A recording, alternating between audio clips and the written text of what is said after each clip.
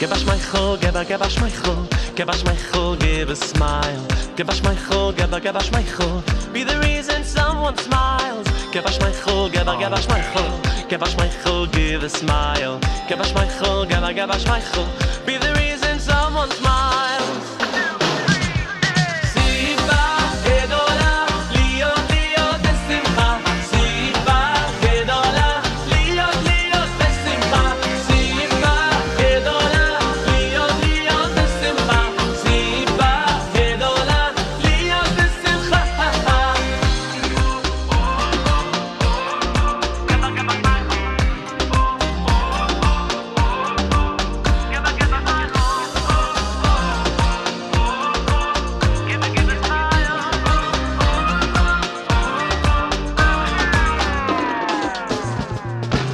Give us my chol, give us my chol, give us my chol, give a smile. Give us my chol, give us my chol, be the reason someone smile. Give us my chol, give us my chol, give us my chol, give a smile. Give us my chol, give us my chol, be the reason someone smiles. Siva gedola, liot liot besimcha.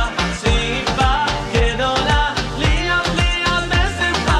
Siva gedola, liot liot besimcha. Siva gedola, liot besimcha. Siva gedola, liot liot besimcha. Siva gedola, liot liot besimcha. Siva gedola, liot liot besimcha. Siva gedola, liot besimcha.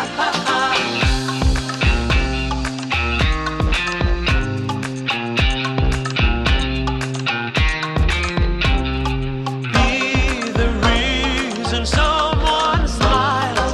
Be the reason someone smiles. Be the reason someone smiles. Be the reason someone smiles.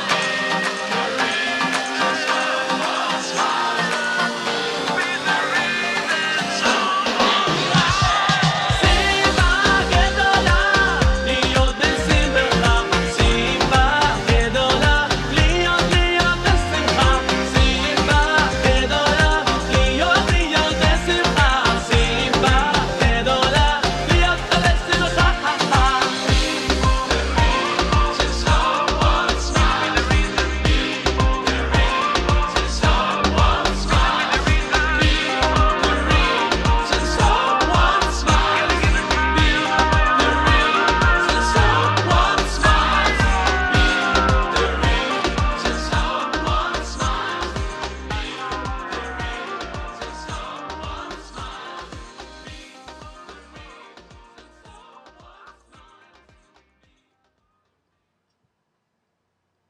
Be the reason someone smile. Be the reason someone smile. Be the reason someone smile. Be the reason someone smile.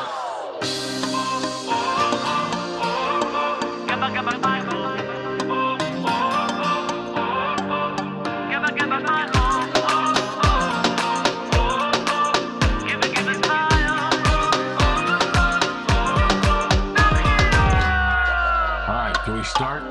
Give us my chol, give us my chol, give us my chol, give a smile.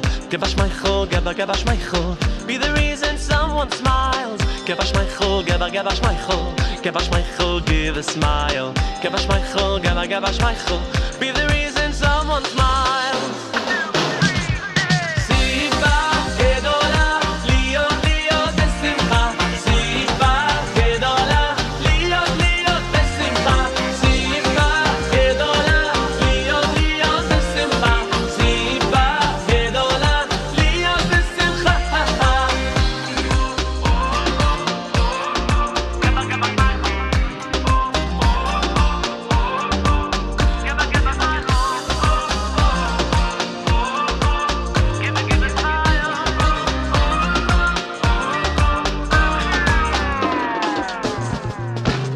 Give us my chol, give us my chol, give us my chol.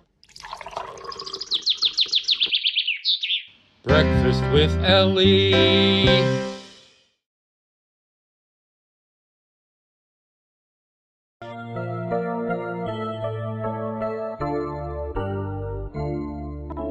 מודה אני לפניך מלך חי וקיים שהחזרת בי נשמתי בחמלה רבה אמונתך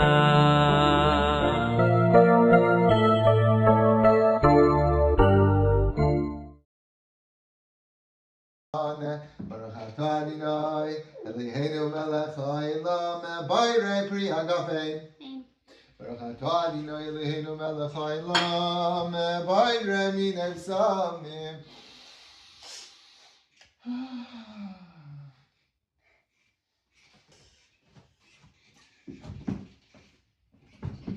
Baruch atah Adonai, Eloheinu melech haolam, Bayrei moirei ha'esh. Ben kodesh lechol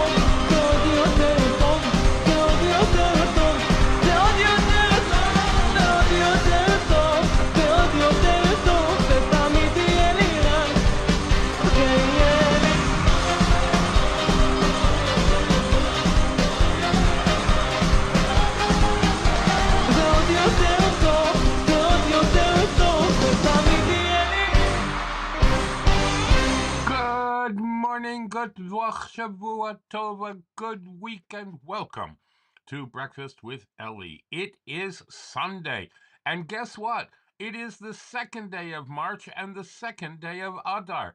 The Torah portion is Tetzaveh.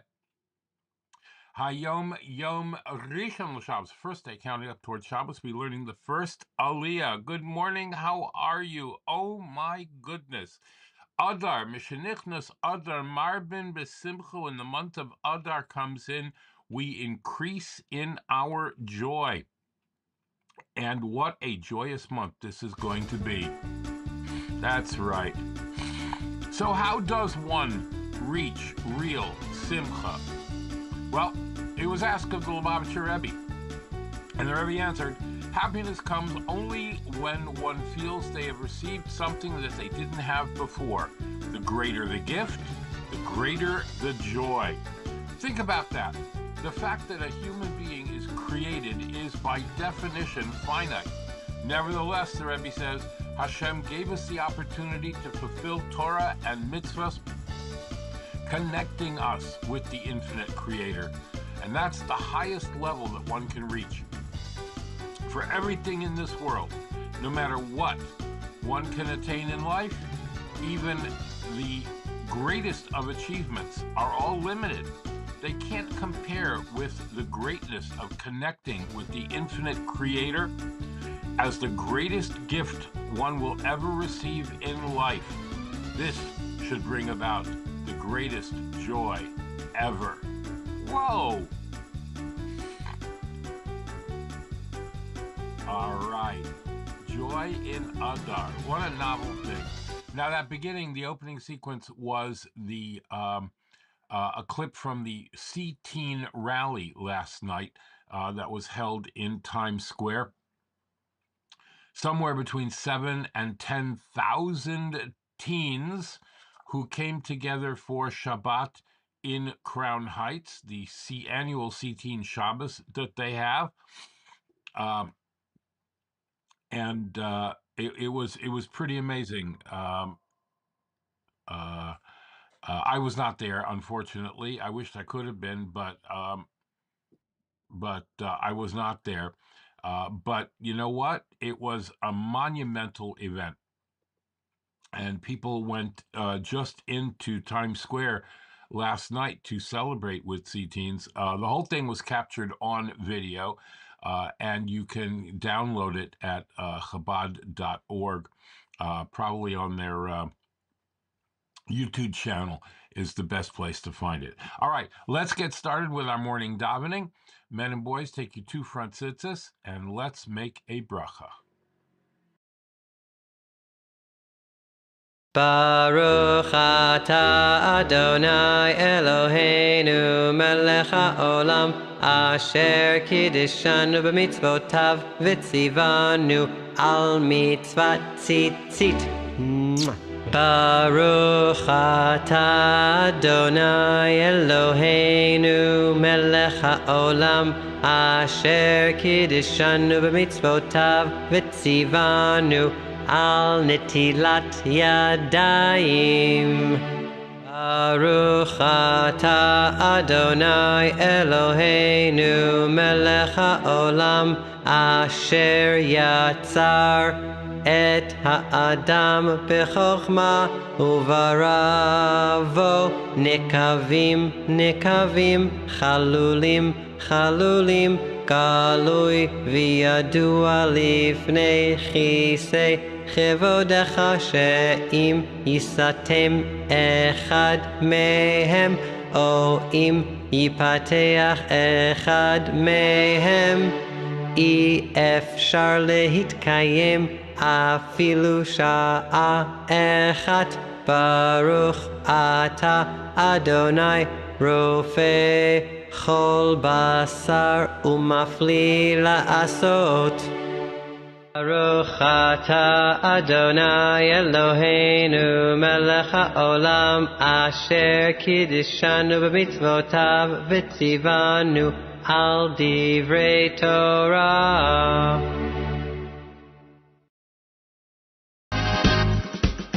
הריני מקבל עלי מצוות עשה של ואהבת לרעך כמוך. I take upon myself every single day to love my fellow friend in a very special way. Torah, Torah, Torah, Torah, Torah, Torah, Torah, tziva lanu Moshe, Morasha kehilas Yaakov, Morasha kehilas Yaakov, Morasha kehilas Yaakov, Torah tziva lanu Moshe. It's a DACA box. I put it in the pushki, it's a DACA box. I put it in the pushki for someone else to keep. Yeah, I put it in the pushki, that's a DACA box. I put it in the pushki, that's a DACA box. I put it in the pushki for someone else in need. All right, tzedakah has been given. And it's now time for the Shema. And because it's time for the Shema, we are going to go back to Times Square to that C-Teen rally.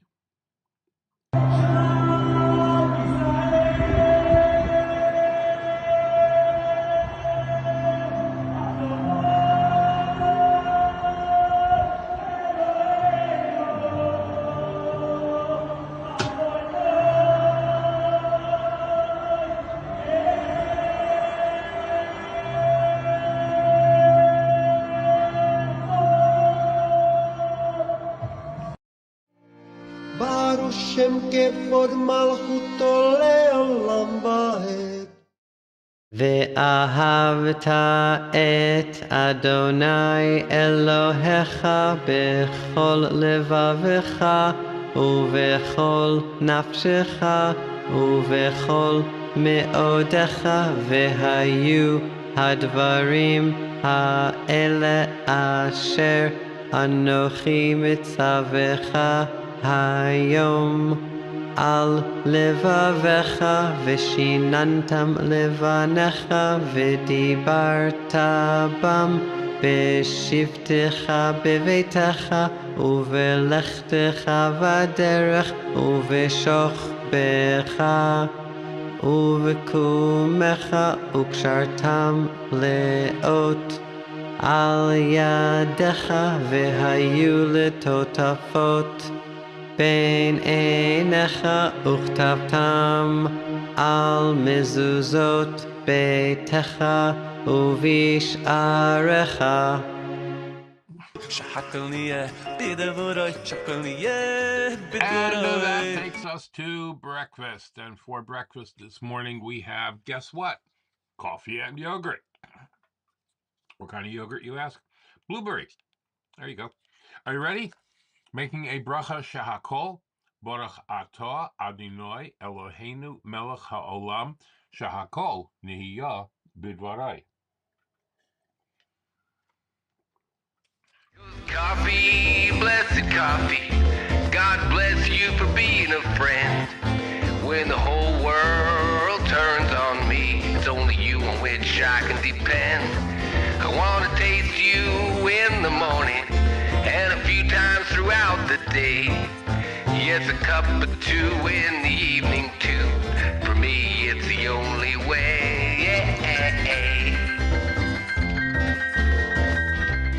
All right, fantastic. Oh, man, I feel so good about that. Why, you ask? Just because I do. I'm allowed to feel good. Right? I know. All right. Let's do that. And that takes us to today in Jewish history.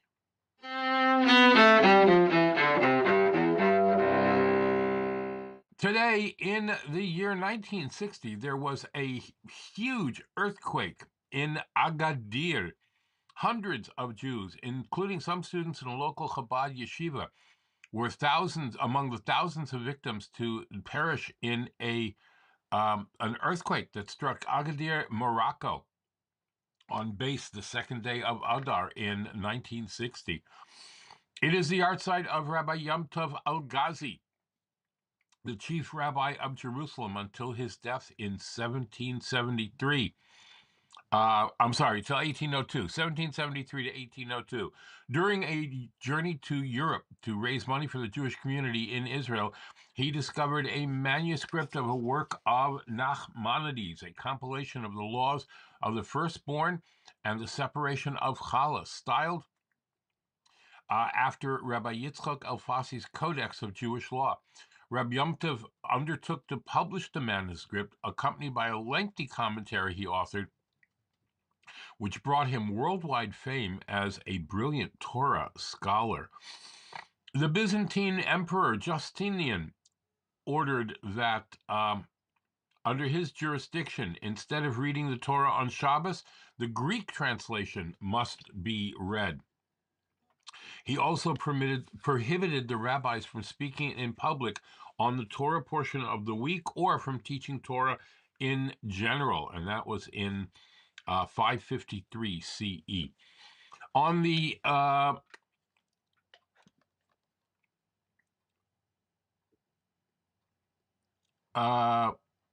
on this day, in 1682, anti-Jewish riots erupted in Krakow, Poland.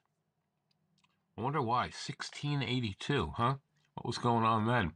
And in 1942, the Nazis confiscated all the Torah scrolls that belonged to the inhabitants of the Kovna ghetto. They took other Jewish books also.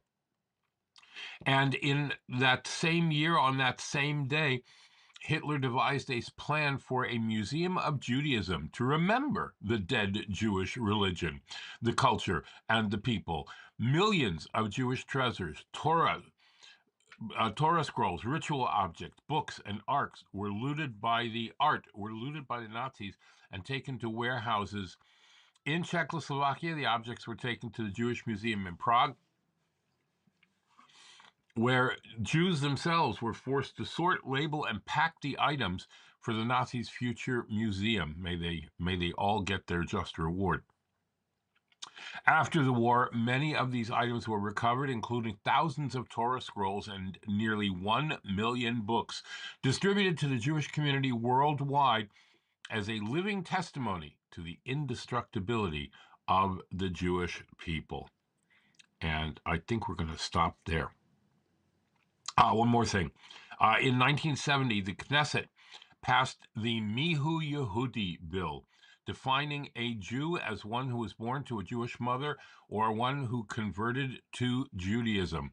There are still fights over 40 years later about the definition. The Rebbe wanted him to add the word kehalacha, according to Jewish law, but so far that is still under debate since 1970. I know. Craziness abounds. Craziness and craziness and craziness. All right, HaYom Yom for today. Now, here's the thing. In the year that the Rebbe wrote the HaYom Yom, there were 2 Adars. And so in the calendar, there are 2 entries for each day of Adar, one for Adar Rishon and one for Adar Sheni. And it has become the custom in Chabad to say the HaYom Yom for both in a Shana Pshuta, in a year with only 1 Adar, as is the custom now. So we're going to start that, see how it goes. So here you are, HaYom Yom for today, the second day of Adar. And again, there will be 2 of each one. היום הזה הוא זמן שמחתנו, שמע את התפילה שבליבנו, ותמחול את כל עוונותינו ביום הזה.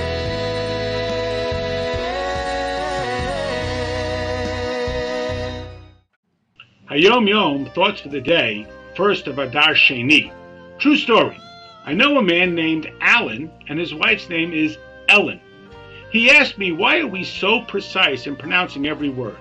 Why do we make the Torah reader repeat sentences when he makes the slightest alteration to the reading? I said, hey, if I switched the A in your name to an E and called you Ellen and your wife Alan, would you mind that? Then he understood. Study the rules of Hebrew syntax for today's entry. The life lesson is the value of the world. HaYom Yom, thoughts for the day, second of HaYom Yom, thoughts for the day, first of Adar 1. Job, J-O-B, just over broke. How little can I do and not get fired? Teleworking, because you can't tell if he's working. In school, at work, in life, we are faced with a choice. Is my objective to do as little as possible and can get away with, or do I see my task as a mission, a divine mission, and thus I am committed to making Hashem proud to have included me in His plan? You're not a mercy hire. Hashem hired you to do something important. Know it, feel it, do it, because Hashem is relying on you.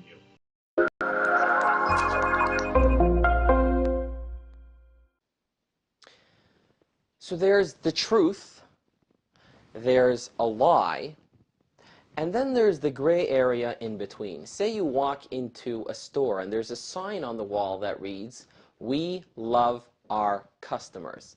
Usually what they mean with that sign is, "We love your money." But that wouldn't go over so well on a sign, so they opt for, "We love our customers." Not a total lie, but also not the real truth.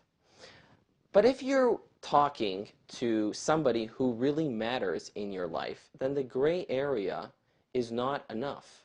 You have to speak the real truth. Rabbi Shneir Zalman, the first Rebbe of Chabad, insisted that our relationship with Hashem be intimate and absolutely truthful.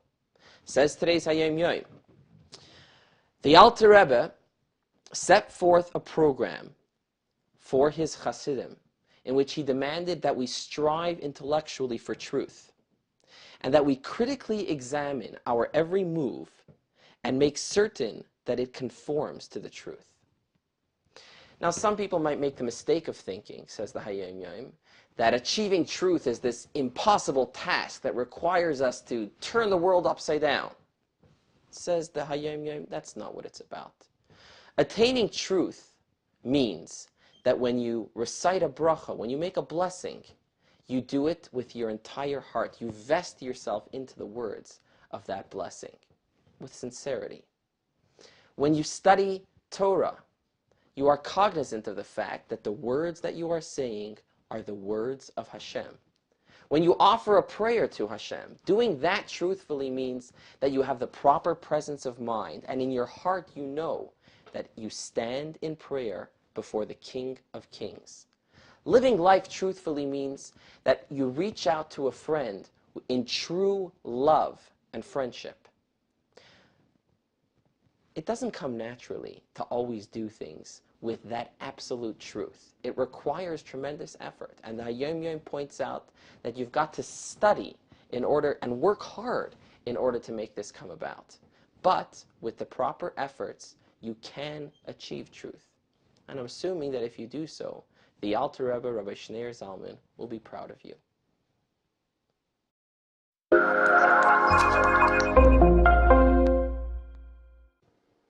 We've all heard this story many times before.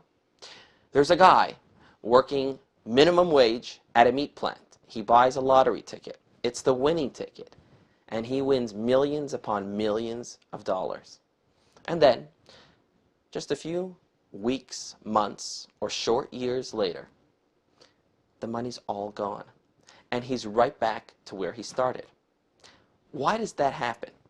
Well, it's because if a person lacks the experience, the knowledge, the tools for handling money, then that huge windfall has nowhere to go. It's just a question of time because it gets wasted, because there isn't the proper vessel for handling this type of money. Today's HaYom Yom says that the same principle holds true when you're talking about a spiritual windfall, a blessing. Says the HaYom Yom, a bracha, a blessing, cannot be realized in a vacuum. Just as rain can only benefit a field that has been plowed and sown. So farmers need rain.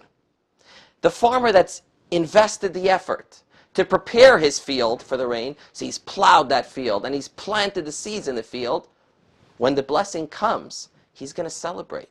And the blessing of rain will be realized in that field.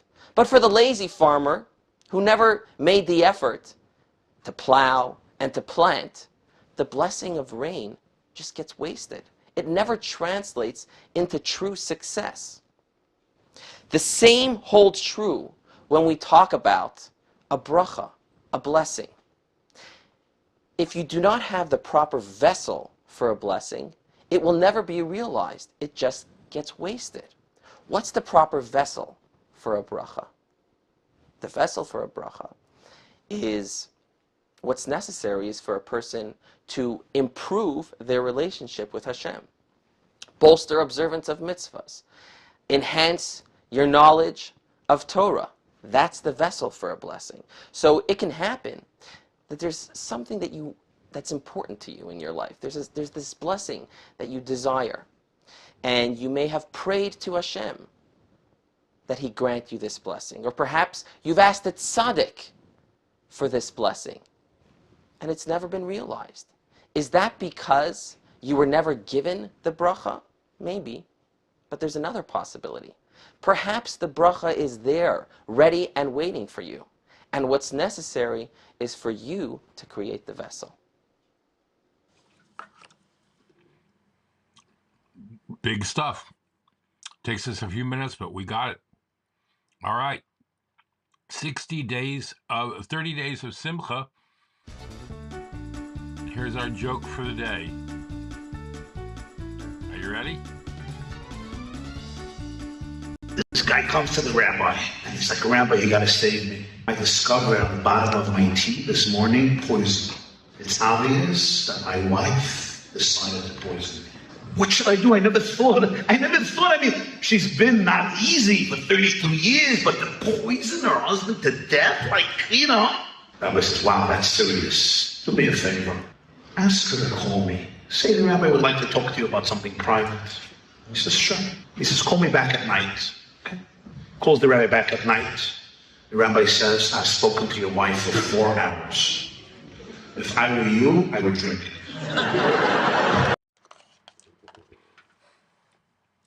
Sorry about that one. All right. A word from our sponsors. And now, a word from our sponsors. PestProRidol.com. PestProRidol.com. Trusted by the best to keep away the pests. We are offering COVID-19 disinfection services. Mention this ad and get 1 month free service. Visit us at PestProRidol.com. Tarzane Group. Micro, miniature, and small orchids. Go to tarzanegroup.com or call Tomas at 305-440-0565. That's 305-440-0565 and order today. Visit Tomas and Yair at tarzanegroup.com. Micro, miniature, and small orchids. Beautiful in your home. Go to the website and read Tomas's orchid blog. And by Dina D Design. DinaDDesign@gmail.com. Fine artwork, custom made to your specifications, logos, wall hangings, Judaica, and you can even have something for your child's room. Dina D Designs. Go to her Facebook or Instagram or call or text. Thank you very much to our sponsors. If you'd like to become a sponsor, please go right up here to where it says patreon.com/theactorsrabbi, and you can contribute even only $1 a month if you'd like, but that'll help us bring this broadcast to you on a daily basis and cover our expenses. Be sure to thank your sponsors when shopping and mention Breakfast with Elli when you're shopping there. There might be discounts. Thanks for watching. Helping lots of people any way we can. Tzedakah is the Jewish way to help your fellow man. Thank you so much to our sponsors. If you'd like to become our sponsor, go to patreon.com/theactorsrabbi or use this handy QR code on your screen, which will take you to breakfastwithelli.live/new-computer, breakfastwithelli.live/new-computer, and you can contribute today to helping to bring Torah all around the world. Torah, Torah, Torah, Torah, Torah, Torah, Tziva lanu Moshe. Torah, Torah, Torah, Torah, Torah, Torah, Torah, Tziva lanu Moshe. All right, it is Sunday, and on Sunday we do the name of the Parsha, and the name of this week's Parsha, Tetzaveh, and you will command. And that refers to how Hashem informs Moshe that he will later command the Jewish people to donate oil for the lighting of the menorah, which is described in last week's Parsha, and that it'll be the job of the Kohanim, the priests, to maintain and light the menorah daily. Now, after this short introduction, the Parsha continues Hashem's commands concerning the construction and the functioning of the Mishkan. After having described the structure and its main furnishings in the previous Parsha, the next order of business is to initiate Aaron and his descendants into their role as the Kohanim, the priests who will perform the rites of the tabernacle, the Mishkan, on behalf of the lay people, whether collectively or as individuals. This initiation takes place in 2 phases. First, clothing the priests in their priestly garments, and then through a one-time week-long series of rites and sacrifices. Both of these aspects of the initiation process will be covered in this week's Parsha. So, Hashem instructs Moshe to separate Aaron and his descendants from the rest of the tribe of Levi to function as Kohanim, priests. In addition, Aaron himself is to serve as the one and only Kohen Gadol, the high priest, while the rest of his descendants are to serve as regular Kohanim. The high priesthood is to be passed on hereditarily, provided the high priest's son is worthy of the position. Now, all Kohanim are required to wear the four basic garments: a headdress, a long-sleeved tunic, a sash tied around the waist, and certain undergarments. Shoes are not part of the uniform, so the Kohanim perform their services barefoot.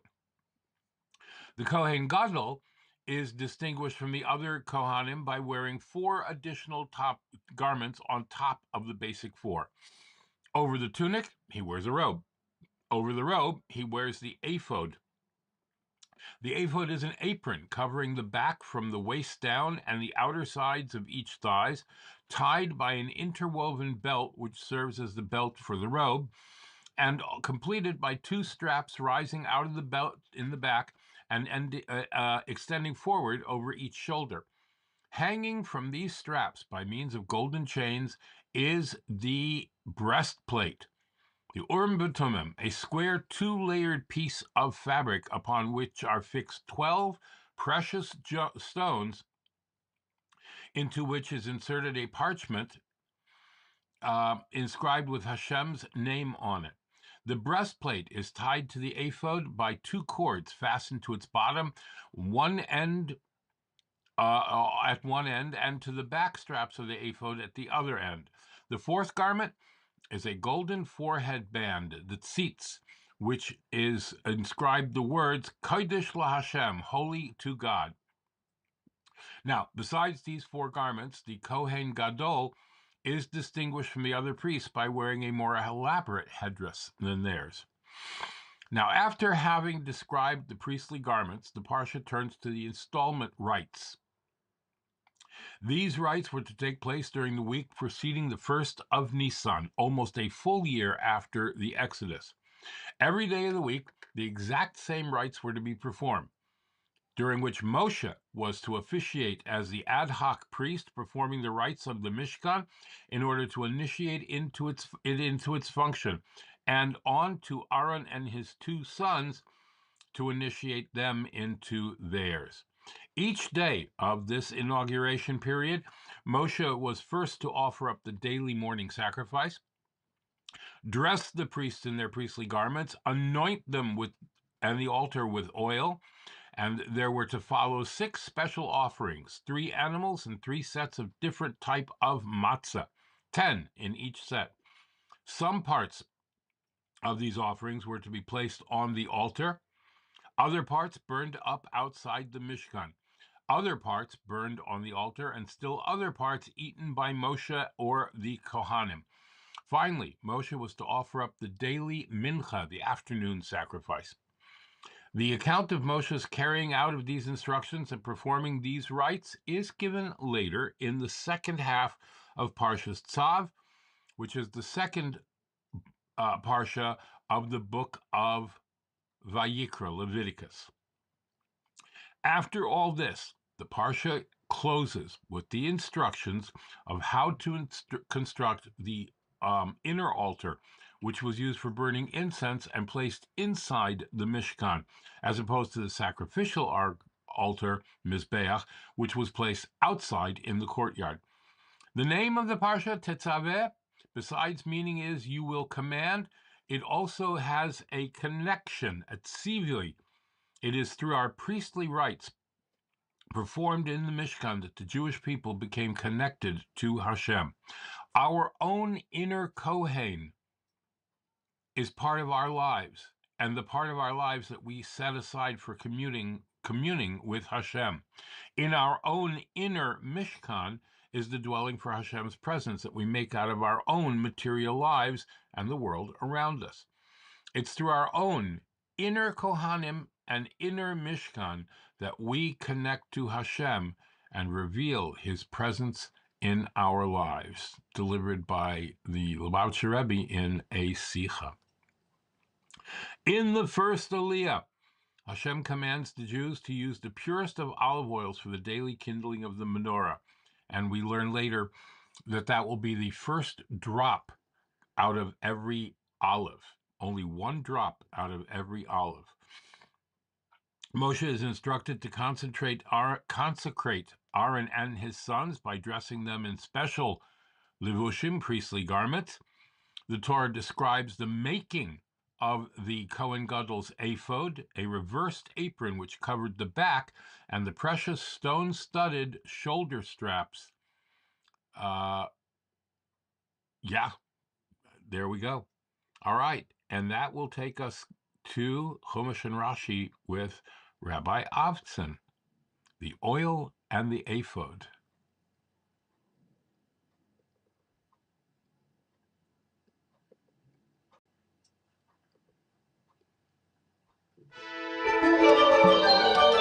Jewish audio on Chabad.org. So Parshas Tetzaveh follows Parshas Truma. They're a package. As we'll see in a few weeks, also Parshas Vayakel and Pikudei are a package. So they both talk about the instructions to build a temple, to Terumah and Tetzaveh. Truma mainly focuses on the building, the structure, and various utensils, various items that were there. And Tetzaveh talks more about the smaller stuff, like the clothing. When I mean small, not in significance, but less complex. More like what the Kohen Gadol wore, what the Kohen wore, and various spices, etc. But it starts off with the menorah. In connection with instruction regarding how to fashion the menorah, Hashem tells Moshe what type of oil to be used. You, Moshe, will later,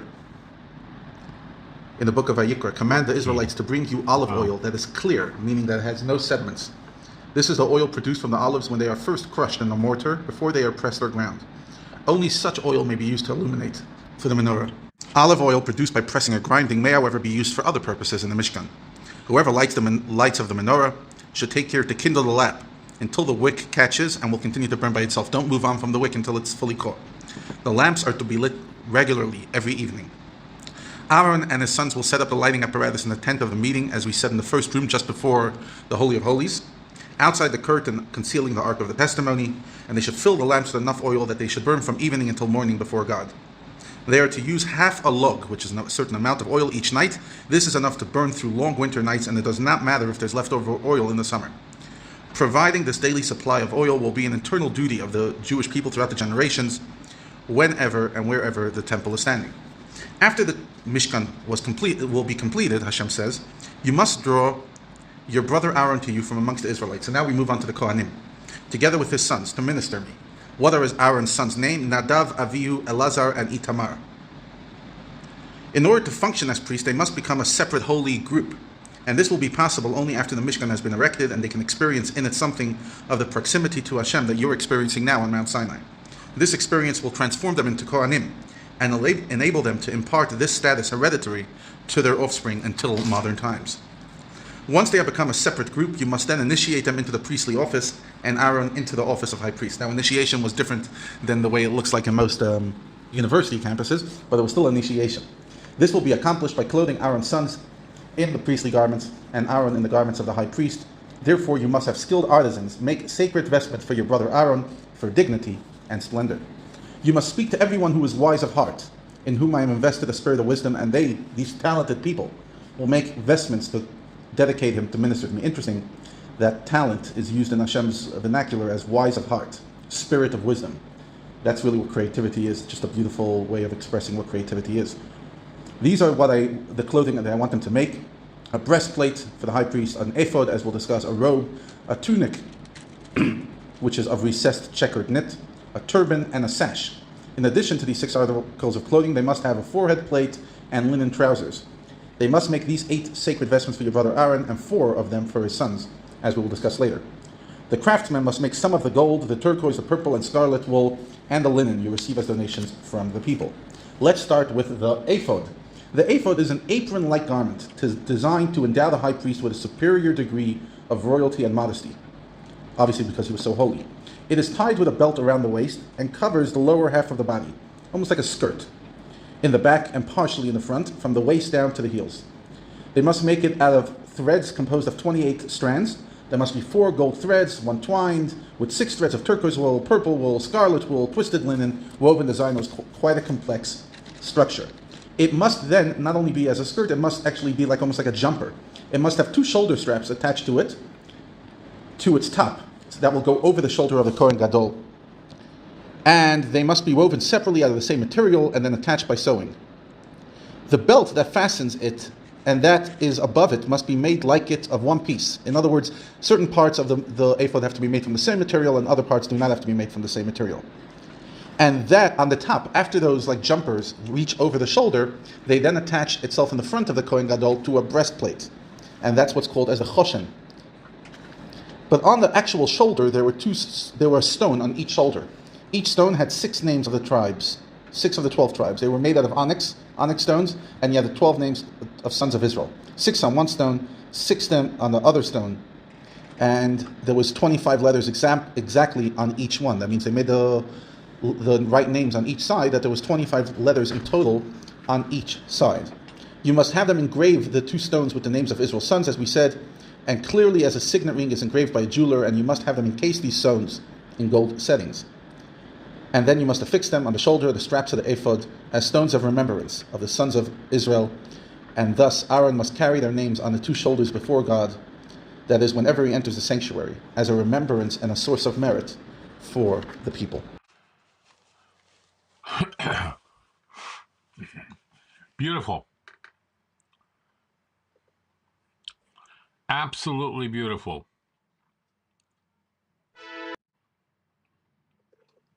And that takes us to Parsha Points with Rabbi Epstein.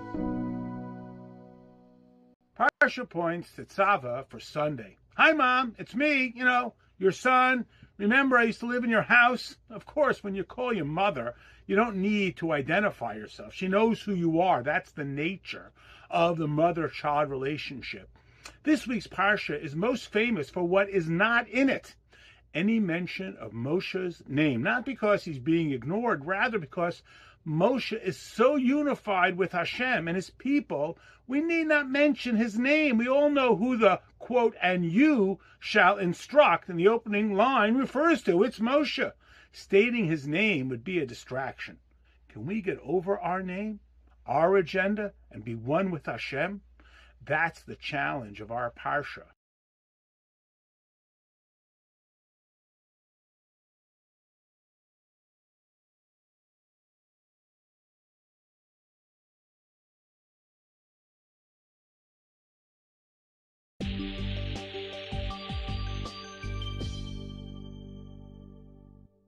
Parshat Va'ata Tetzaveh Rishon.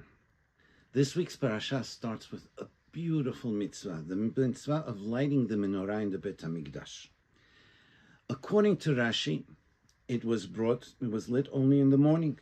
According to Ramban, it was lit in the morning, but there was a ner that was lit the whole day. And according to the Rambam, and if you look at the Pesukim, I think you will understand it like the Rambam. He says that the Kohen would light it in the morning and at night, and Ben Arbaim. At those 2 times when they would bring the Ktoret, the Kohen would light the menorah also. Moshe Rabbeinu tells Bnei Israel to bring the oil for that. Why? It should be something that Klal Yisrael should be involved with, because Kiner Mitzvah Torah or the menorah went and corresponded to what? To the beauty of learning Torah. So Klal Yisrael should be part of it. It shouldn't be only the people that are the elite, but also everybody in Klal Yisrael has to be involved in learning the Torah. Then Ribbono Shel Olam goes and is mitzaveh Moshe Rabbeinu to bring Aharon to him, that they should dress up, and Aharon HaKohen, the Kohen Gadol and the Kohanim, that they should dress up in clothing that are lechavod v'letifaret, beautiful clothing that really inspires, that really brought Kedusha to the people, that really brought everything, brought the Shekhinah to Klal Yisrael. So the first thing that he has to make is the ephod.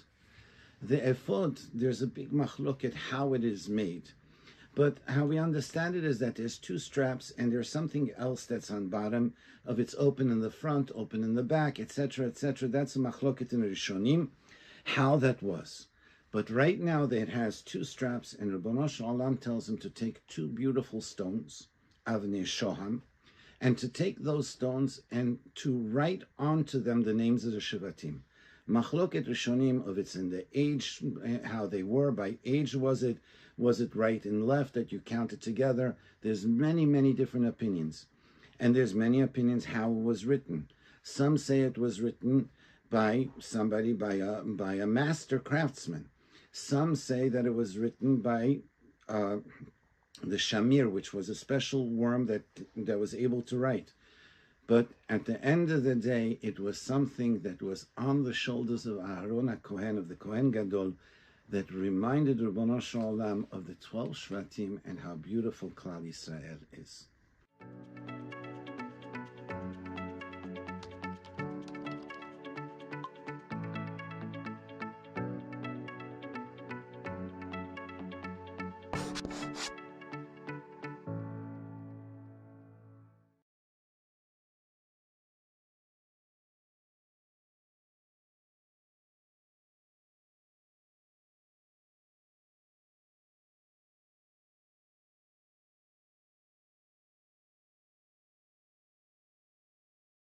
The thing about clothing is that it could hide what's going on inside of you. So you could be rich and dress poorly, or you could be sad and dress in festive clothes. The Kabbalah says that we also have spiritual clothing. Our soul is who we are. It's our essence. Who we are is our emotions, how we feel, and our intellect. But the soul, the emotions and intellect, could be dressed up and covered up in spiritual clothing. What is the clothing of the soul? It's three things: thoughts, speech, and action. So what we think, what we say, and what we do is the clothing that the soul wears. Just like clothing could hide what's going on inside, the soul's clothing, the soul's garments could betray how you truly feel on the inside. So someone could feel selfish, but then decides to go out of their way, do a favor, and act kindly. This is the soul wearing the action garment.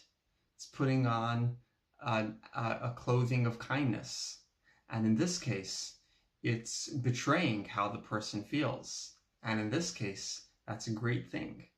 This is a very important idea in Judaism, that clothing has a powerful impact on a person. You might not be in the mood to go out one night, but then you get dressed up. By the time you're all dressed up, you might already be in the mood to go out.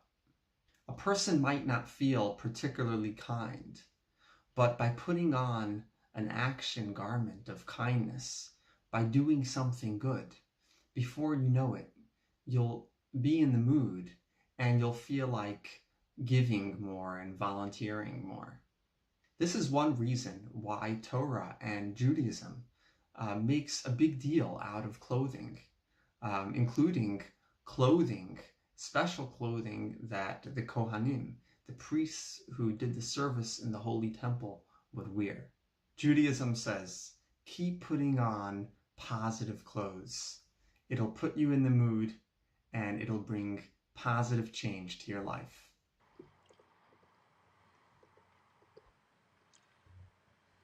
You like that? All right. You got to give me 1 second over here because I'm trying to find the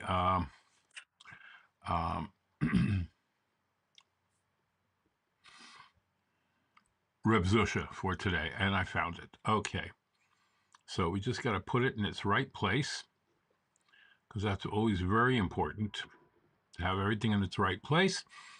And then we go to Reb Zusha for today. As I'm sitting here in a lounge, when you give charity, do you give gold, silver, or copper? Now, who gives metals? We give transfer, a check, a credit card, bitcoins. But yet in the Torah they speak about gold, silver, and copper. Before I explain what I mean about that, let us say a golden chapter of Tehillim, the chapter 100, thanking God for all the good things that He does for us and for the imminent good thing He's going to do, the coming of Mashiach. So, Mizmor l'soid aril Adonai kol ha'aretz ivdos Adonai b'simcha. Boi lefanav b'non adou ki Adonai hu elim hu asanu v'lo enachnam v'tzay marisai. Boi yishar b'soid ha'chatzroiso b'sila hoido lebachu shemoi ki tov Adonai le'olam chazdoi v'yadoi v'doi emunasoi. Actually, I'm going to give a coin. I doubt there's any copper or silver in it. There is some yellow inside, but I'm pretty sure it's not gold. So here is some tzedakah, and please do the same. Let me explain myself what I'm referring to. The parsha of last week and this coming week, this week and coming weeks, we're talking all about the construction of the Mishkan, the traveling temple. As I always like to say, that Moshe Rabbeinu must have been a Chabadnik, a Lubavitcher. Who would think of a Mishkan mobile? Who would think of a traveling temple if not Chabad Lubavitch? But in any case, on the light note, that is obviously, to build a Mishkan, Moshe Rabbeinu invited everyone to participate upon God's request. Although it says that Moshe Rabbeinu was able to build it on his own, he was sufficiently rich to do the whole thing by himself. Yet he wanted everyone, God wanted everyone to have a participation in the construction of the Mishkan. And Torah says, bring whatever you can. Gold, Zohav, Kesef, silver, Nechoshes, copper, and then all kinds of fibers. Copper, a penny. Well, the idea is that God says, no, everybody should be able to participate. But the first thing is mentioned gold, although gold was probably the least of what was brought. We have more copper than gold. Why is the emphasis so much on gold? Now we know, when we're talking about the construction of the Mishkan, we're not talking only about the physical construction of the Mishkan. We're talking about the personal temple that we become for Hashem, because as the verse says, "V'asu leMikdash, you build for me a sanctuary, v'shochanti b'soicham, I will dwell amongst you," in plural, says the Gemara, b'soichoi lo nemar, it doesn't say in it, says b'soicham in plural, meaning I will dwell in you, within each and every one of you. Just as there is the physical temple, there is the spiritual dimension representing our service to Hashem. So there is a way of giving charity called gold. There is a way of giving charity which is called silver. And then there is a way of giving charity which is called copper. The abbreviation of the word Zohav, which is spelled in Hebrew Zayin Hey Beis, which makes the word Zohav gold, stands for three words. Zeh, the one, Hanoisein, who gives Bori, when he's in good health. That means that a person is giving charity, not because he needs a blessing, not because it is the dire situation and he needs extra help from Hashem. So he's giving tzedakah, and it says tzedakah has that quality of getting special blessings. But it's not what he does it. He does it healthy. He is healthy. He does the mitzvah in a healthy way. He does it with his whole heart, with no ulterior motive other than just doing the mitzvah. Which is true for charity, which is true for all the mitzvahs. So that's Zohav. And that's why this is the highest level of giving charity, and that's why the Torah talks about the construction of the base of the Mishkan with this dimension, with this attitude. Then there is Kesef, silver. Silver, the word Kesef, is an abbreviation of the word Kesheyesh Sakonas Pachet. There is a fear of something might happen. Everything is fine, but he's concerned about a possibility of some kind of calamity. So the person gives it with an ulterior motive. It's a good thing, presenting faith in God, trusting God. But nevertheless, there's a little bit of the I, the me, the my needs involved. Then comes Nechoshes. Nechoshes, Nun, Ches, Shin, Tov, couple. This represents Nesinas Choyle, the giving of the sick person, She'omer Tenu, that says give. In other words, he's already in a predicament, not just a fear of something coming up. He's already in a problem, and now he says, please God, help me, and for this I'm giving charity. So these are the three levels of giving tzedakah, the three levels of doing a mitzvah. Says God, even the choshes is accepted. Ideally, gold. But you should know that even in that state, you're welcome, you're part of my Mishkan, and I will come within you too. So Eibishter, you have already gold, silver, and copper, and everything else, that, including bitcoins. So bring us Mashiach. I agree. I agree. Time for Mashiach. And to help bring Mashiach, we say Tehillim.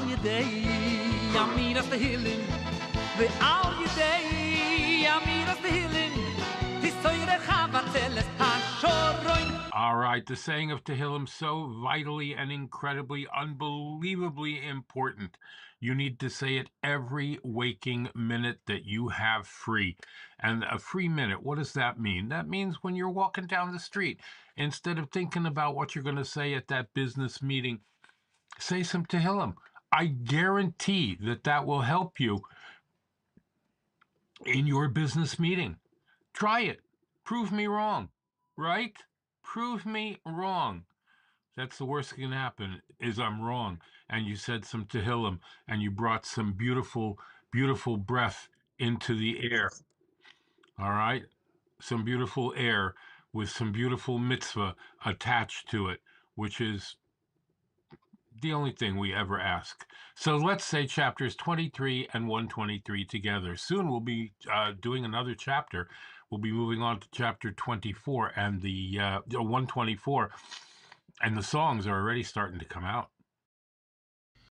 מזמור לדוד, אדוני רואי, לא אחסר, בינוס תשע, ירביצני, על מי מנוחוס ינהלני, נפשי שובב, ינחני ומעגלי צדק, למען שמו, גם כי לך בגיא צלמובס, לא ירא, כי אתה עמדי, שבטך ומשענתך, המה ינחמוני. תערוך לפני שולחן נגד צורריי, תשענת בשמן ראשי, כוסי רוויה, אך טוב וחסד ירדפוני. כל ימי חיי ושבתי בביס אדוני לאורך ימים. שרמלס ולך נסוסי יסייני הישבי בשמיים הנחייני יעבוד עם היד עדיניהם כי הנה שבך יד כבדו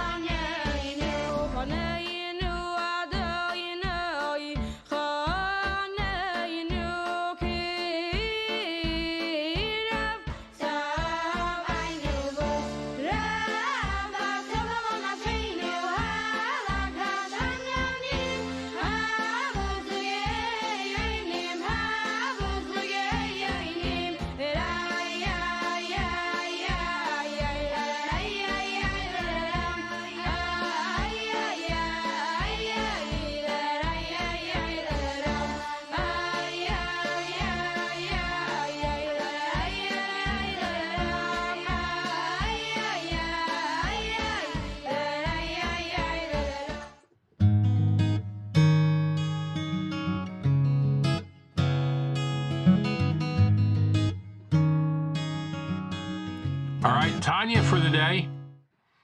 The second day of Adar, and I just got to find the first of Adar, Tanya. So give me 1 second.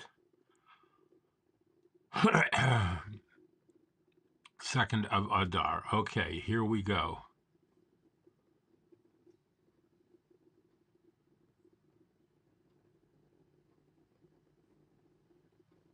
Tanya on the staff suggested that when Jews came for KOSHER bracha, a Lubavitcher on the staff suggested that when Jews came for KOSHER bracha, there were many non-Shabbos observant Jews, and yet when the Rebbe poured wine into their glass, we didn't consider that a problem. Another said, well, I'm not so sure about this. Let me ask my Rav. The Rav said the example is not valid because when a Jew comes before the Lubavitcher Rebbe, in that moment he does tshuva. Show a Jew a little kedusha, and it will snap forward all of their godly soul. Show them a little bit of godliness, and no matter how deep in the muck they are, their godliness will emerge.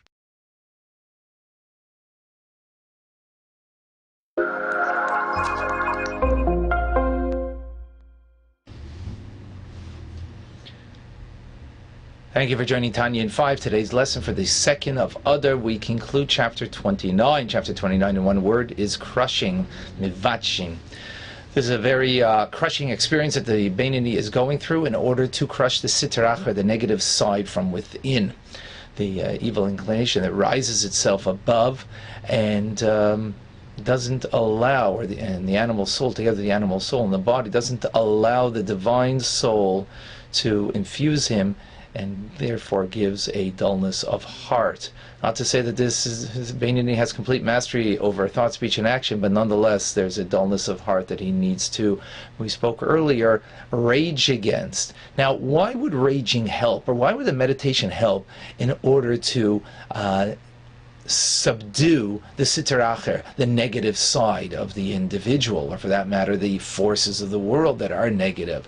So the Alter Rebbe explains that the explanation is, in truth, that the negative side has no substance whatever. Sitra achra has no substance. It's compared to darkness, in which has no substance, and consequently it is banished, darkness in the presence of light. So in a similar fashion, the sitra achra, although it possesses abundant vitality because it animates all the impure animals and all the souls, nations of the world, our animal soul, and the likewise, nevertheless, it has no vitality of its own. Where does it come from? It comes from the realm of holiness, because there are not two forces in this world. There's only one force, and that's God. But the force of klipa sitra achra, it comes from God's holiness, as we've explained many times how that happens through tzimtzum, contraction. Therefore, since it comes from holiness, it's completely nullified in the presence of holiness, as darkness is nullified before physical light. Except there's one distinction here.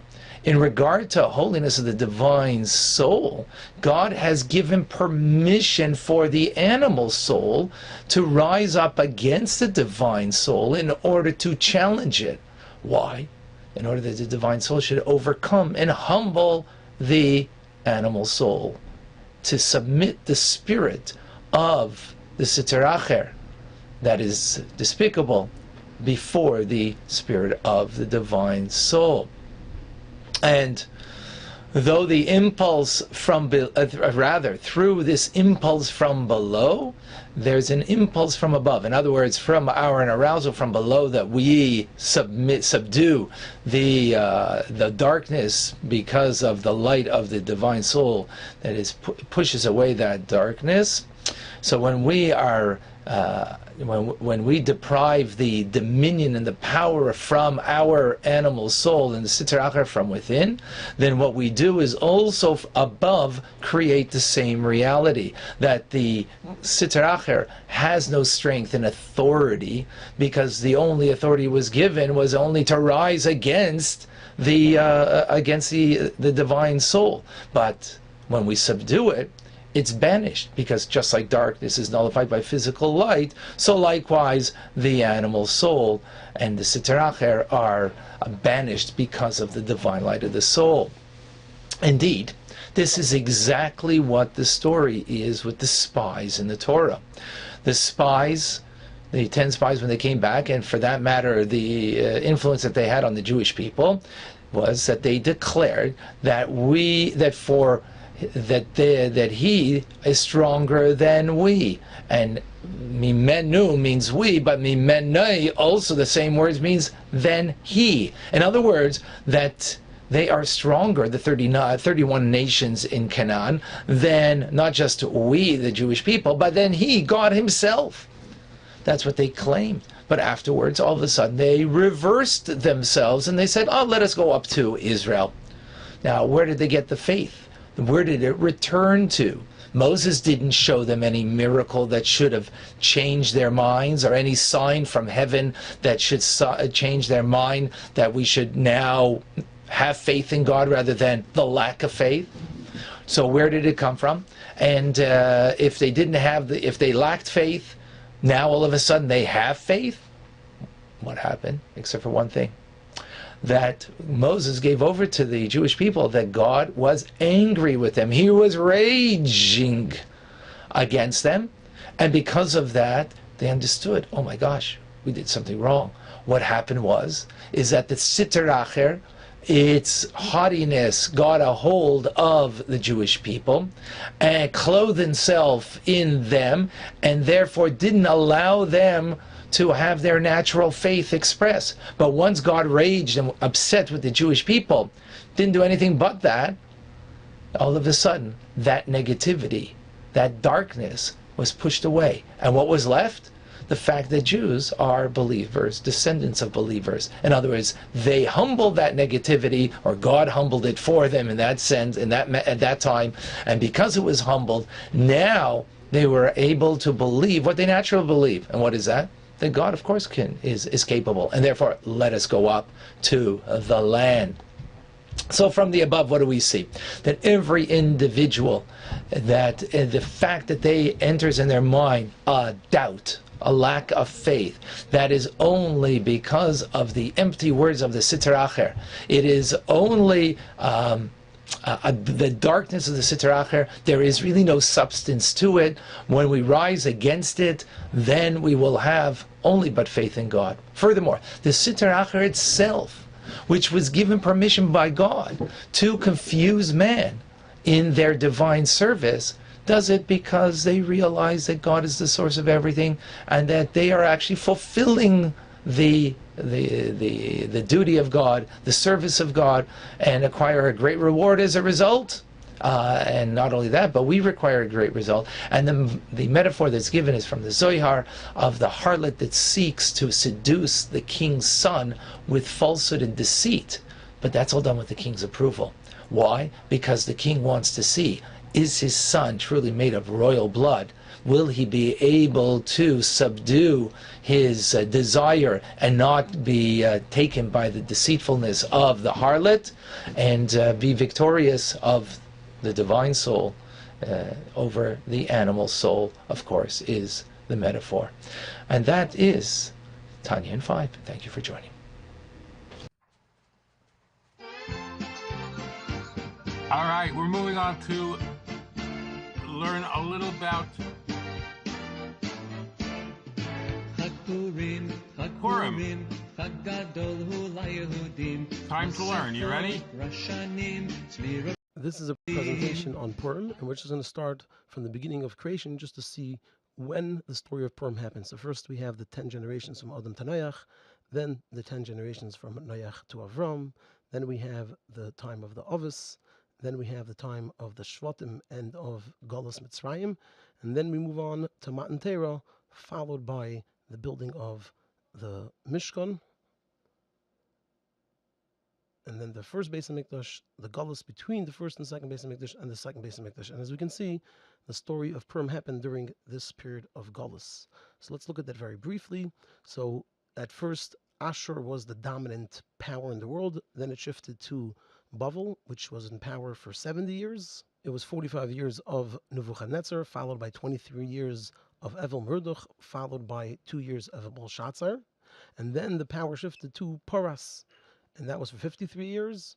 We have a number of years of Daryavish and his son-in-law Kerish. Then we have Achashverosh, and finally we have Daryavish, the son of Achashverosh and Esther. And then the power shifted during Bayis Sheni, towards the beginning, to the new ascending empire of the Greeks, of Yavan.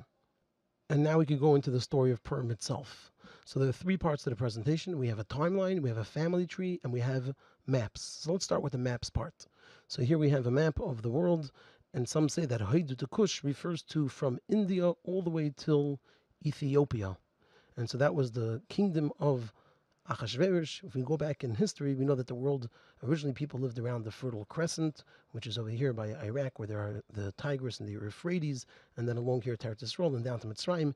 And here the kingdom of Achashverosh expanded way beyond that, all the way down to India and all the way to Ethiopia. And in terms of where Shushan is located, so this is the general location of Shushan, which is a city till today that's found in Iran. And here we could see it in a little more clearly how it's between Iran and Iraq. So that's the city called today Shush.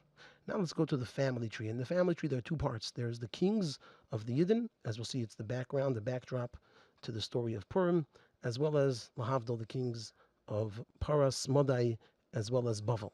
So let's start with Yeshiyahu. So Yeshiyahu was a king for 31 years, from the year 3285, which was 53 years before the Churban, until the year 3316. So he was a king for 31 years. He had a wife named Zvuda and a wife named Chamutel, which was a daughter of Yirmiyahu, the Navi. With Zvuda, he had a son, Yehoyakim, and with Chamutel, he had two sons, and these are the names of the sons that later became kings. So those are the ones that we're focusing on. So there was Yehoyachaz and Tzidkiyahu, and Yehoyakim had a son, Yechanya. So like we said, Yeshiyahu was king for 31 years. After his passing, there's only around 22 years left until the Churban of the Beis HaMikdash. So Yeshiyahu was killed by Pari Nachai. Then his son Yehoyachaz became king, and he was a king for just 3 months until he too was killed by Pari Nachai. Afterwards, his son Yehoyakim became a king. Yehoyakim was a terrible rasha. He burnt the Megillah Seicha. He also made a tattoo on his body of an Avodah Zarah, and he was a king for 11 years. Now he became king, we're going to see all this later in a timeline as well. He became king in the year 3316, and 3 years after that, Nebuchadnezzar became the most powerful king in the world, and he exiled Yehoyakim, but then returned him. But in that exile, he also exiled Daniel, Hananiah, Mishael, and Azariah, and they stayed in Bavel since then. After 11 years, Yehoyakim was killed by Nebuchadnezzar, and then his son Yechanya was made to be the next king, and he was a king for just 3 months. After those 3 months, Nebuchadnezzar conquered Yerushalayim, and he exiled Yechanya, as well as the 10,000 greatest Yidden that were in Eretz Yisrael at that time. So he emptied Eretz Yisrael of all of its great people, including Mordechai and Yechezkel. And then we have the final king of Yehuda, which is Tzidkiyahu, and he was a king for the last 11 years until the Churban, where then Nebuchadnezzar again conquered Eretz Yisrael, and he placed Tzidkiyahu in prison together with Yechanya. Now Nebuchadnezzar was king for a total of 45 years, 19 years before the Churban and 26 years after the Churban. So Tzidkiyahu was in prison for 26 years, because after the passing of Nebuchadnezzar, his son Evel Merodach freed Tzidkiyahu, and Yechanya was in prison for those 26 years, plus the previous 11 years, for a total of 37 years, and he too was freed from prison by Evel Merodach. And while Yechanya was in prison, he had a son, Shaltiel, who was the father of Zerubbabel, who went up with the Yidden when they wanted to build the Beis HaMikdash under Kairosh. And now we're going to move on to the kings, Lahavdil, of Paras, Madai, and Bavel. So we start off with the king of Persia, who had a daughter who had an illegitimate son together with one of his servants, and that was Kairosh.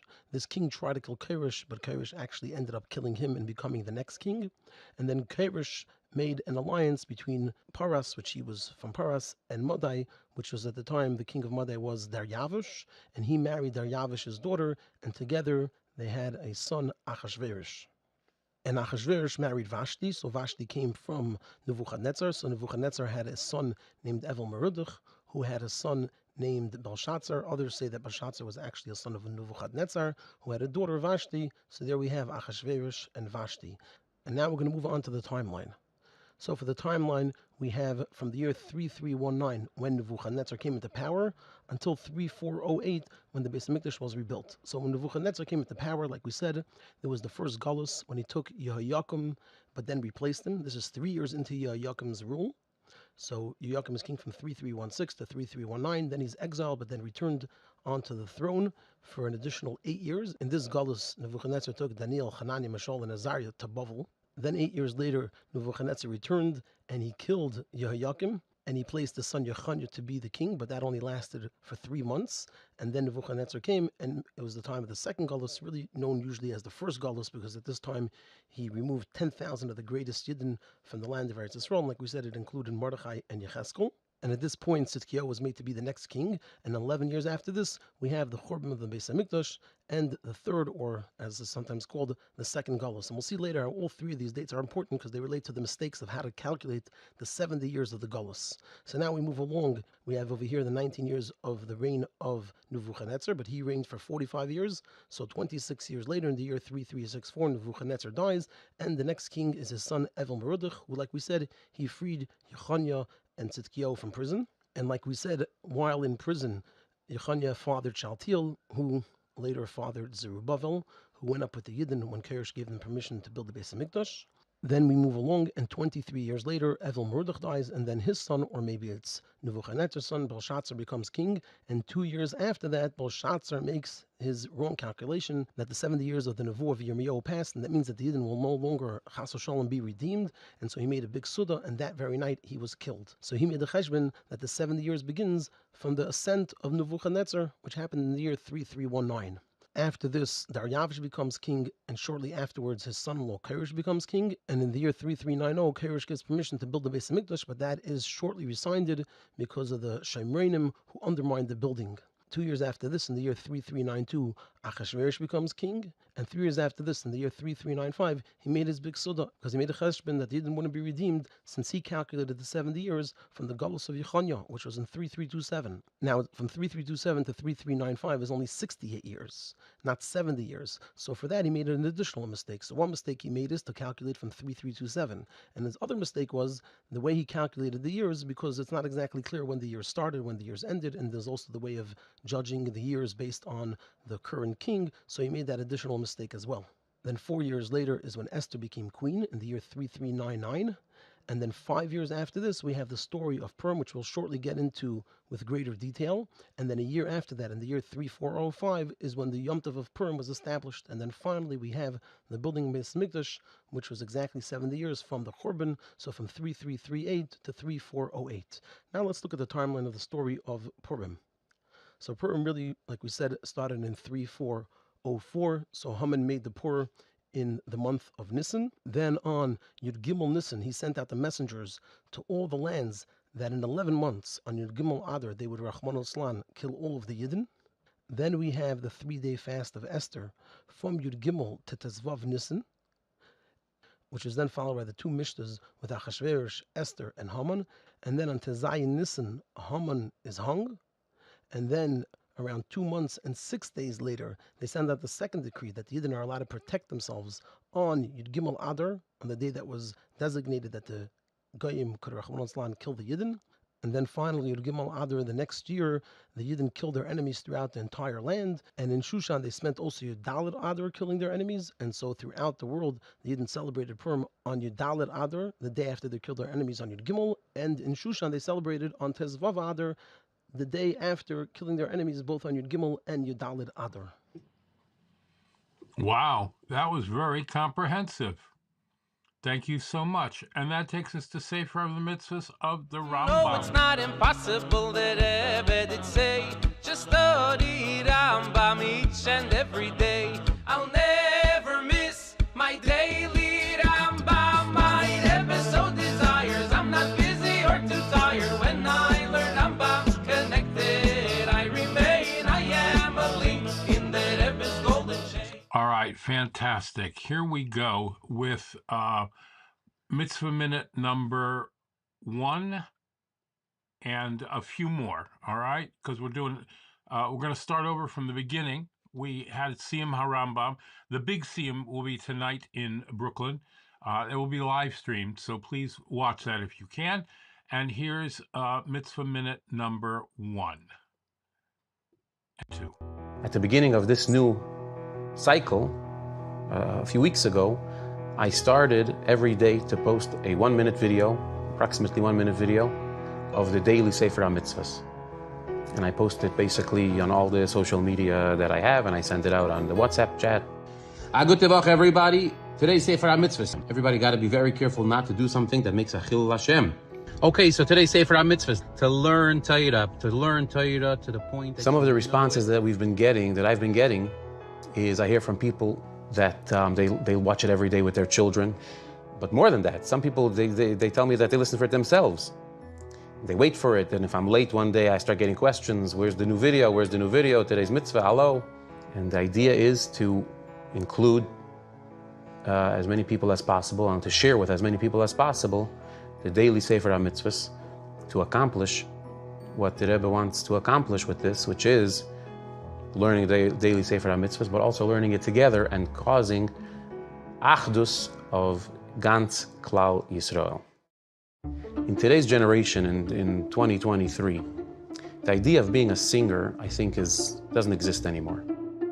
Today, I'm a social media influencer, which I think we all are, but you have to different degrees. People have large social media followings, small social media followings, influence on the people around them. It's so important to use it for holy and good things, and each one in their own way. So through music and through the powers of technology, I see my role the same way, the same role as anybody who's a Lubavitcher Chassid, and that is to spread messages, positive messages about Avas Yisrael, about Avas Hashem, about Avodas Hashem, about being proud to be a Jew. The only reason why social media was created was to spread Yiddishkeit and godliness and the message of Lubavitcher Rebbe. I believe that 100%. And I believe also 100% that the whole reason that we have music and that we have music videos and that we have new songs and that we have concerts and that we promote all this other stuff that we do in our career or in our whatever is only to develop an audience that we should have to be able to spread the emes. And the emes is serving Hashem, bisimcha, learning Rambam, learning Sefer HaMitzvahs, all these things is the whole reason for creation. So for sure, it's the whole reason for the creation of social media. The trouble is that sometimes we have a hard time doing it. And the same thing in all areas of we know that we have to eat healthy. We know that we have to stay healthy. We know that we have to stay active and exercise. Everything that we're supposed to do, we know what we're supposed to do. The question is how to actually do it. And I think the only answer is, like the famous Piskam of Lichatchila Riber. We don't think about it. We don't look at obstacles. And we know that learning Rambam, whether it's 3 prakim, whether it's 1 perek, whether it's Sefer HaMitzvahs daily, is the makar, is the source of all the brachas in our lives. I'm sure you heard many stories, people saying how learning Rambam changed their life begashmis, physically. We know this to be true. We know it's not just a bracha, but it's the source of all the brachas. The only advice is to jump in. The first thing I need to check off my list, before anything, is the 3 prakim Rambam. And for me, the second thing I need to check off my list is the Sefer HaMitzvahs video. The Rebbe's first mimer was the mimer called Bossi Legani. And somebody was saying at the Farbrengen that Bossi, the word Bossi, is Rosh Tevis. Beis, Aleph, Sof, Yud. Beis is Bereishis Bara Elikim, the first words of the Chumash. Aleph is Ashrei Ha'ish Asher Loi Holach Batzas Rishoim, the first word of Tehillim. Tov is Tanya, Seif Perek Gimel, first word of Tanya. And Yud is Yesoid HaYesoides Va'amud HaChochmes, the first word of the Rambam's Yad HaChazaka. Bossi Legani, you want to be in the Rebbe's garden, you want to be in the Rebbe's club, is these 4 steps. Chumash, Tehillim, Tanya, Rambam.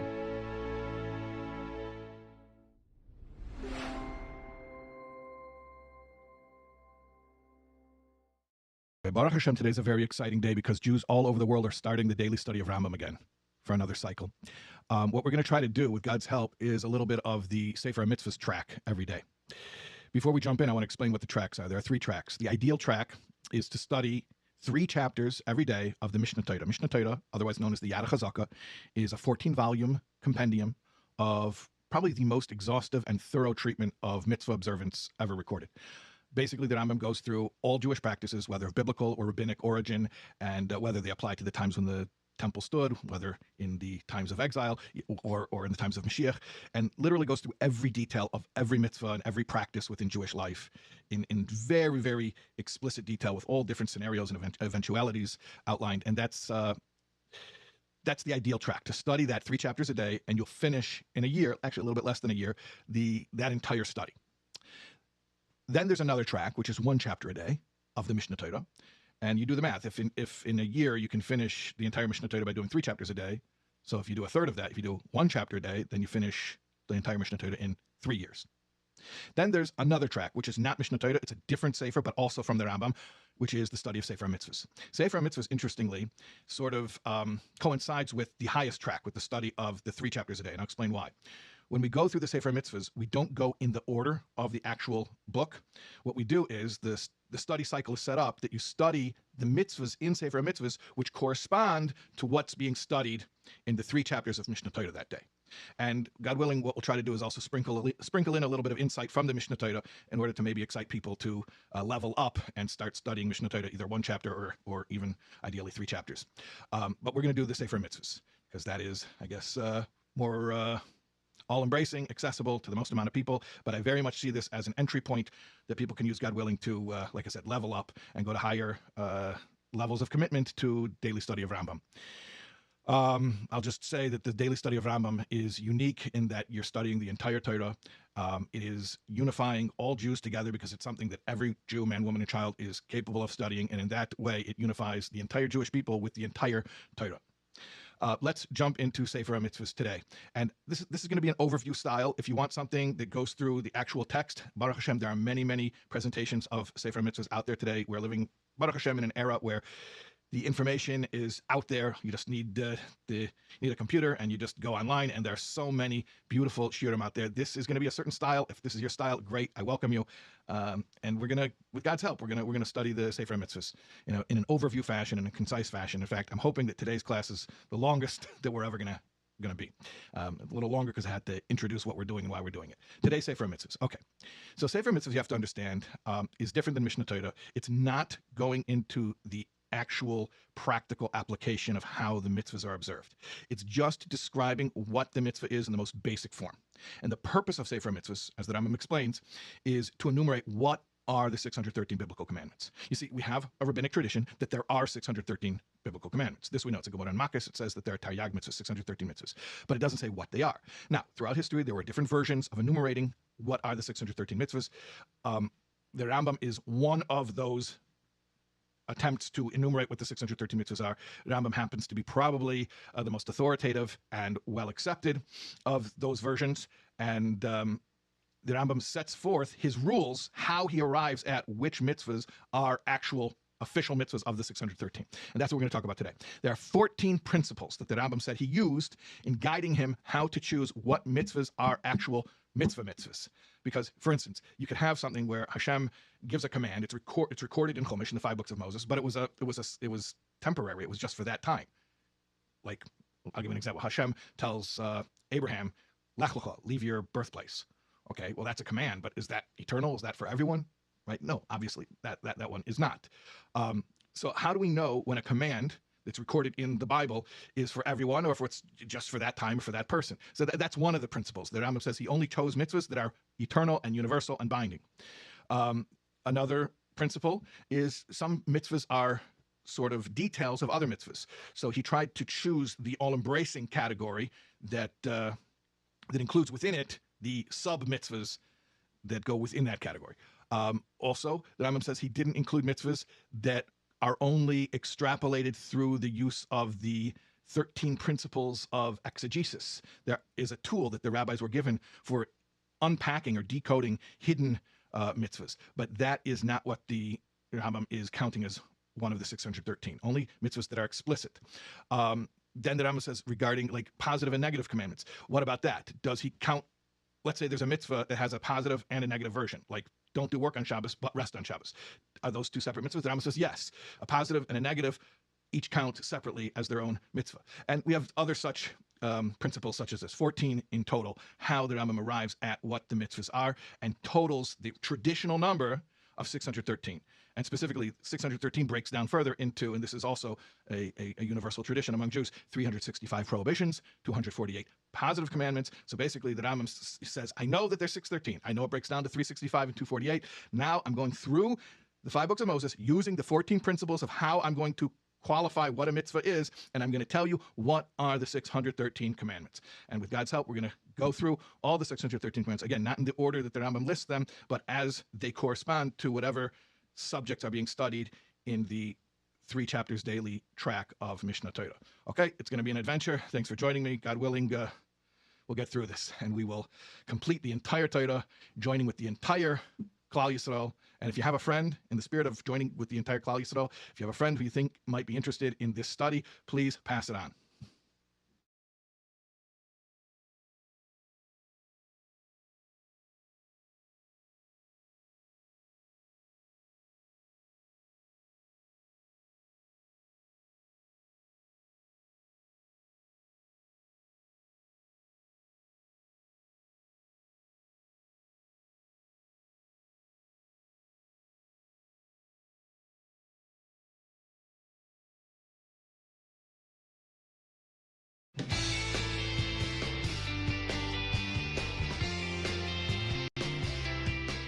Hi, I'm Rabbi Yossi Lipsker, and today, as thousands of Jews complete the study of Rambam for the 38th time, we are beginning an exciting new initiative, Mitzvah Minute.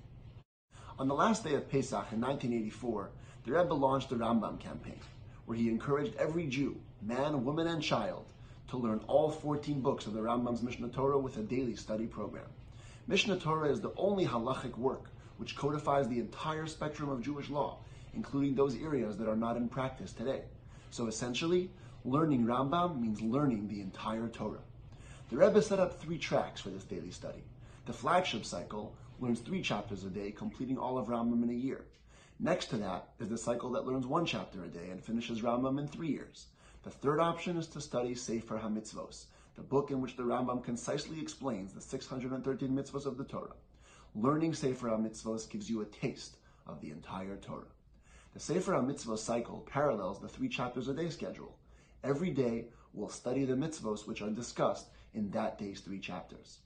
With Hashem's help, over the next year, we will complete the entire Sefer HaMitzvos together in just 60 seconds a day.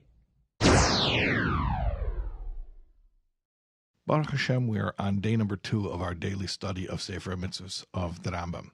We're still going over the introductory matter of the book. And as mentioned yesterday, there are 14 principles that the Rambam employs in order to determine what precisely are the 613 commandments. Today we're going to go over the first 3 of those 14 principles. But before we do so, just a little historical background. As I mentioned yesterday, the Rambam was not the first to attempt to identify what precisely are the 613 biblical mitzvahs. We know there's a tradition that there are 613 mitzvahs in the Torah, but we don't know exactly what they are. A previous attempt was composed during the Gaonic period. That's the period right after the redaction of the Talmud, and it is known as the Bahag, or the Baal Halachos Gedolos, which was composed by one of the Gaonim in the land of Bavel, which would be modern-day Iraq. And he has his own way of enumerating the 613 commandments. The Rambam takes exception to a number of those. So we are going to refer to that in as we go through the principles, how the Rambam explains why he determines certain things to be mitzvahs and other things not to be mitzvahs. Okay, so the first 3 principles of the 14 principles that Rambam employs. Principle number 1 is that we do not include rabbinic commandments. The Bahag includes some rabbinic commandments. The Rambam says, first of all, why would you even think that we should include rabbinic commandments, since we know historically they came after the giving of the Torah? So the Rambam says, well, you might think that they do get included because there's a biblical mitzvah to follow the rabbis, so perhaps you would think that that elevates them to the level of biblical commandments. The Rambam says no, because once you get into the specific rabbinic commandments, how do you know where to end? I mean, if you mention Hanukkah menorah and you mention Megillah on Purim and reading Hallel, which the Bahag mentions, at what point do you draw the line? The Rambam says literally thousands of rabbinic decrees and enactments. So, no, we don't include anything that's rabbinic. That's principle number one. Principle number two, nor do we include anything that is only known by way of one of the methods of textual exegesis. You know, the Braisa de Rabbi Yishmael that we say in Shachris before Hoidu. The Yud Gimel Midas Shatayra Nidreshes Bohem, 13 methods of textual exegesis. So the Rambam says any mitzvah that we only know through one of these methods is also not included. So, for instance, the Bahag will say, Es Hashem Alikecha Tira, you should fear the Lord your God. Rabbi Akiva famously says that untranslatable word Es, Aleph Sof, comes to include Talmidei Chachamim, that when it says Es Hashem Alikecha Tira, you should fear the Lord your God, it also includes reverence for Talmidei Chachamim, for Torah scholars. But the Rambam says if you're going to go along that route, then what's going to happen? You're going to also have to include things like when it says Kabed es Avicha, you should honor your father, that the S, the rabbis say, comes to hint that it includes also you should honor not only your father, but you should honor your older brother, you should honor your stepfather. But those aren't biblical commandments. The Rambam says those are like branches from the bough of a tree. You know, there's the boughs that come out of the trunk of the tree, and then there are individual branches that come out of the boughs. So the Rambam says the biblical commandments are like the boughs of the tree, and they may have additional branches, but those don't count as additional ones of the 613 biblical commandments. And finally, the third principle of the 14 principles is anything that's specific to a time that was only done during a certain time. So, for instance, the manna, the bread from heaven, which fell during the 40-year sojourn in the wilderness, you weren't allowed to leave it overnight. Okay, well, that's a commandment, but that was only during that time that the Jews were traveling in the wilderness.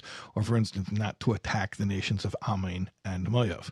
Well, again, that was only during the time that was that was germane, that was happening when they were passing through those lands. It's not an eternal commandment. And the Rambam points out that the Torah is Torah Tzivalona Mesha Me'erosha Kihilas Yankiv. Me'erosha Kihilas Yankiv means the inheritance of the Jewish people. And inheritance means something that's reached us in our present day. So if it's something that's only applicable historically, then it's not a Me'erosha, it's not considered an inheritance that has arrived to our present day, and therefore it would not be counted. All right, we're going to continue with more of the methods by which the Rambam deduces what exactly are the 613 commandments. We'll continue tomorrow. We are not going to get into any specific mitzvahs yet because, as mentioned, the way that we study the Sefer HaMitzvahs is that we go according to the schedule of the 3 chapters of Mishnah Torah. The 3 chapters of Mishnah Torah is going to be spending another few days on the introductory matter of the book before we get into the first chapters of Halachas. So correspondingly, the Sefer Mitzvah study will similarly be spending time on introductory matter. We'll see you tomorrow.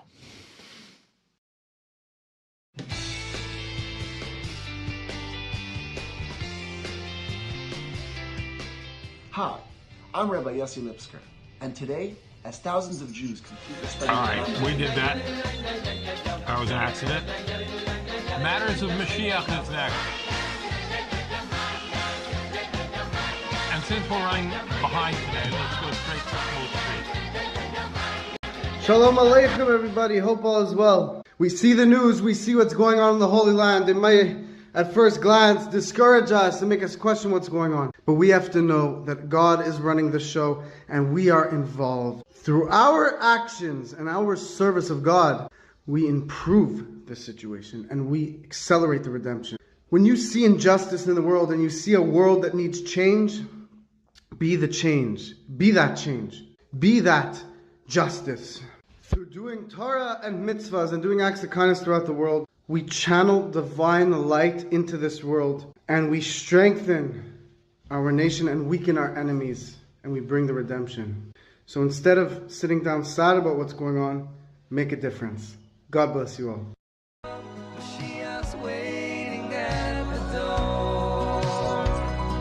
All right, let's bring some heaven down to earth. Life's memories. To give life, watch it grow. To be torn apart by it.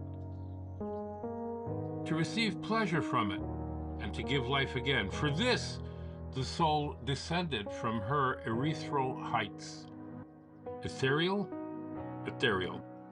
And when it shall return to that origin, enveloped by those memories,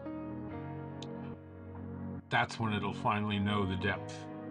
And with them, travel even higher and yet higher, and higher and higher and higher. Come talk to me about it more at any of my social media groups, The Actor's Rabbi, at such a pain here. At Blue Sky, Facebook, Clubhouse, Instagram, LinkedIn, Telegram, Twitter, WhatsApp, YouTube, or theactorsrabbi.com, where you can sign up for our mailing list and for life coaching services should you need them. Great uptick in life coaching this week. All right, let's make an after bracha. Baruch ato Adonai Eloheinu melech ha'olam boirei nefashos rabois v'chesronan al kol ma sheborasa lachayos boem nefesh kol chai baruch chai ha'olamim. Wow, my goodness, what a long show. All right, we're in our countdown to Purim. We have 12 days left, so we're going to be learning a lot in the next few days. All right, that's important. We're going to be learning a lot of halachos in the next few days, but we've got the whole month. All right, Beis Adar, the second day of Adar. It's a great day. Good Tvach Shavua Tov, a good week. I'm glad that you were with us today. Thank you to my sponsors, Pespro Riddle, Tarzay Norkits, Dina D Design, Bracha Biederman, Avi G, Reza Musavi, Ruthie, Jennifer, and our anonymous donor. If you would like to donate, use this handy QR code or go to breakfastwithelli.live/new-computer and donate today. Mishanichnas Adar Marbin B'Simcha, when the month of Adar comes in, we increase in our joy, and we're going to sing that song for you today. Tonight we're going to see the importance of being earnest with Nshuti Gatwa. I'm very excited about that. All right, Mishanichnas Adar Marbin B'Simcha, when the month of Adar comes in, we increase in our joy, higher and higher and higher. Go out and do something nice, something good for someone today. In the words of Rabbi Isaac Hamler, have affection for a fellow, Hashem will have affection for you. Do a kindness for a fellow, Hashem will do a kindness for you. Draw a fellow close, Hashem will draw you close to him. Make it a great and glorious day. And be the reason someone smiles. I know you are. See you tomorrow, God willing.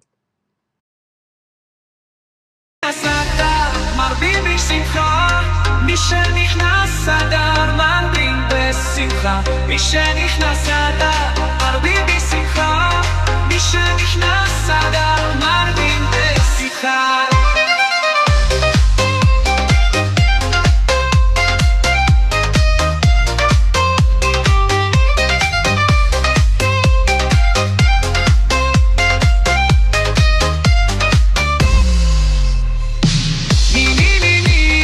Mishen, Mishen,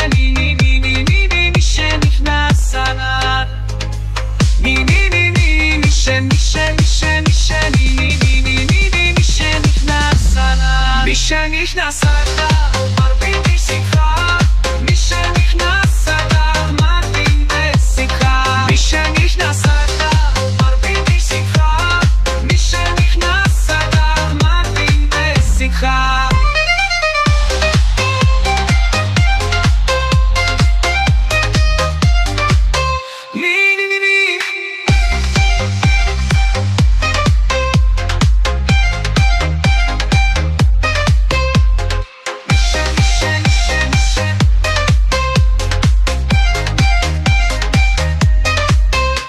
מי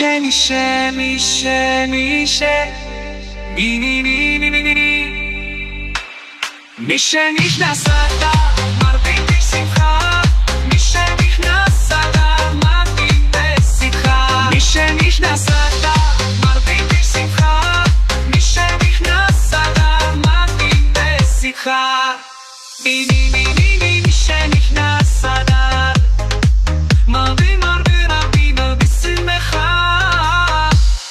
מי שנכנס אדר מרבים בשמחה, מי שנכנס אדר מרבים בשמחה, מי שנכנס אדר מרבים בשמחה, מי שנכנס אדר מרבים בשמחה.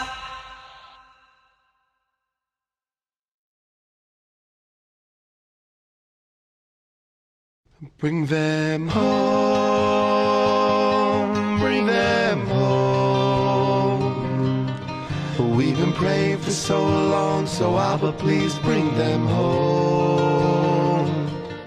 Bring them home, please bring them home. We've been praying for so long, so Abba, please bring them home. We're coming home, we're almost home.